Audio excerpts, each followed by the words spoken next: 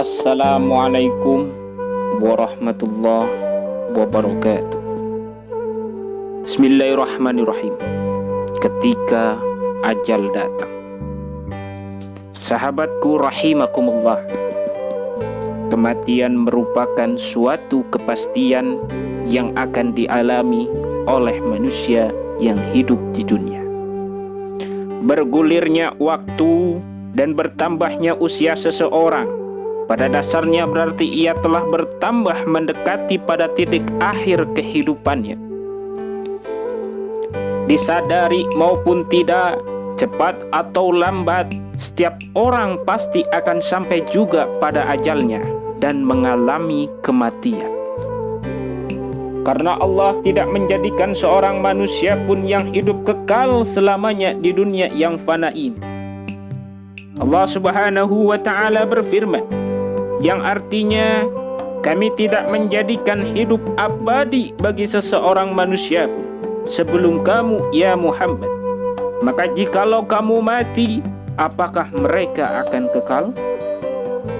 Al-Quran Surat Al-Anbiya ayat 34. Allah juga berfirman di dalam Al-Quran Surat Ali Imran ayat 185. Bismillahirrahmanirrahim. Kullu nafsin dha'iqatul maut. Tiap-tiap yang berjiwa akan merasakan mati. Wa innama tuwaffawna ujurakum yaumal qiyamah. Tiap-tiap yang berjiwa akan merasakan mati, dan sesungguhnya pada hari kiamat sajalah disempurnakan pahalamu. Ketika malaikat maut datang menghampiri seseorang karena ajalnya telah tiba, maka orang itu tidak akan luput daripadanya. Kemanapun ia berlari untuk bersembunyi, meskipun ia dirawat dan dikelilingi oleh tim dokter yang paling ahli, dengan peralatan teknologi medis mutakhir yang paling canggih, semua itu tidak akan dapat menolong dan menghindarkannya dari kematian. Sebagaimana ditegaskan dalam firman Allah Subhanahu wa Ta'ala di dalam Al-Quran Surat Al-Jumu'ah ayat 8. Katakanlah, sesungguhnya kematian yang kamu lari daripadanya, maka sesungguhnya kematian itu akan dikembalikan kepada Allah yang mengetahui yang gaib dan yang nyata, lalu dia beritakan kepadamu apa yang telah kamu kerjakan. Tidak ada seorang pun yang tahu kapan kematian itu akan datang, menghampiri dan menjemput. Yang pasti apabila saat itu telah tiba, tidak akan dapat dimajukan dan tidak pula diundurkan walau hanya sedetik. Saudaraku rahimakumullah, ketika seseorang berada dalam situasi tekanan kematian, sakaratul maut, dan nyawa sudah sampai pada kerongkongan, maka ia perlihatkan tempat yang akan dihuni. Apakah tempat itu indah dan membahagiakan, ataukah sebaliknya tempat itu menyeramkan dan menyengsarakan? Allah Subhanahu wa Ta'ala berfirman, maka mengapa ketika nyawa sampai di kerongkongan, padahal kamu ketika itu melihat?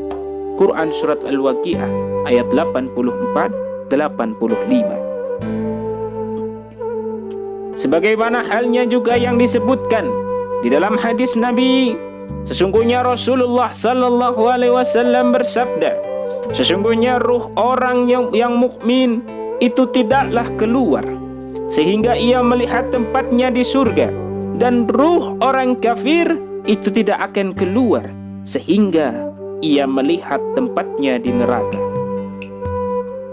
Dari hadis tersebut jelaslah bagi kita bahwa jika mukmin, maka ia diperlihatkan pemandangan surga dengan berbagai keindahan dan kenikmatan yang menggiurkan yang belum pernah ia lihat di dunia. Sesungguhnya ketika itu seolah-olah ia tidak sabar lagi dan ingin segera menghuninya. Sehingga di saat ia menghembuskan nafas yang terakhir kalinya, ia pun mengakhiri kehidupannya di dunia yang fana ini dengan riang gembira dan wajahnya terlihat tersenyum. Sementara keluarga yang ditinggalkan meneteskan air mata, berbela sungkawa karena merasa kehilangan orang yang dicintainya. Tetapi apabila ia orang munafik dan orang kafir, maka ia diperlihatkan tempat yang menyeramkan dan menakutkan yang belum pernah ia bayangkan dan saksikan di dunia, sehingga ia merasa terhenyak dan terkejut yang luar biasa. Lalu ia mengadu dan meminta agar kematiannya ditunda walau barang sebentar saja untuk beramal saleh dan berbuat kebajikan. Namun apa boleh buat, nasi sudah jadi bubur. Saat keadilan ditegakkan bagi dirinya, maka dengan penyesalan yang mendalam ia pun mengakhiri kehidupan dunia yang fana ini. Dengan wajah yang murung, dicekam oleh ketakutan dan kepedihan yang luar biasa. Oleh sebab itu, sebagai orang yang beriman, tindakan yang paling tepat adalah mengoptimalkan sisa-sisa usia untuk bertobat, berbuat kebajikan, dan memperbanyak amal soleh, agar tidak mengalami penyesalan di kemudian hari. Perhatikanlah khutbah Rasulullah sallallahu alaihi wasallam. Wahai manusia, bertobatlah kepada Allah sebelum kamu sekalian mati, dan bersegeralah memperbanyak amal soleh sebelum kamu sibuk. Jalinlah komunikasi antara kamu dan Tuhanmu dengan memperbanyak zikir mengingat kepada Allah.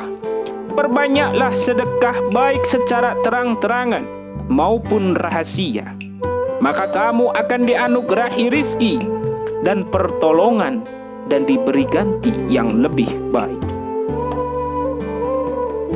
Semoga Allah senantiasa menganugerahkan rahmat, taufik dan hidayahnya kepada kita semua. Dan ketika kita meninggal dunia yang fana ini, kita dapat meninggal dengan mengakhiri kehidupan ini dengan husnul khatimah. Amin ya rabbal alamin. Hadanallah wa iyyakum ajmain. Wassalamualaikum warahmatullahi wabarakatuh.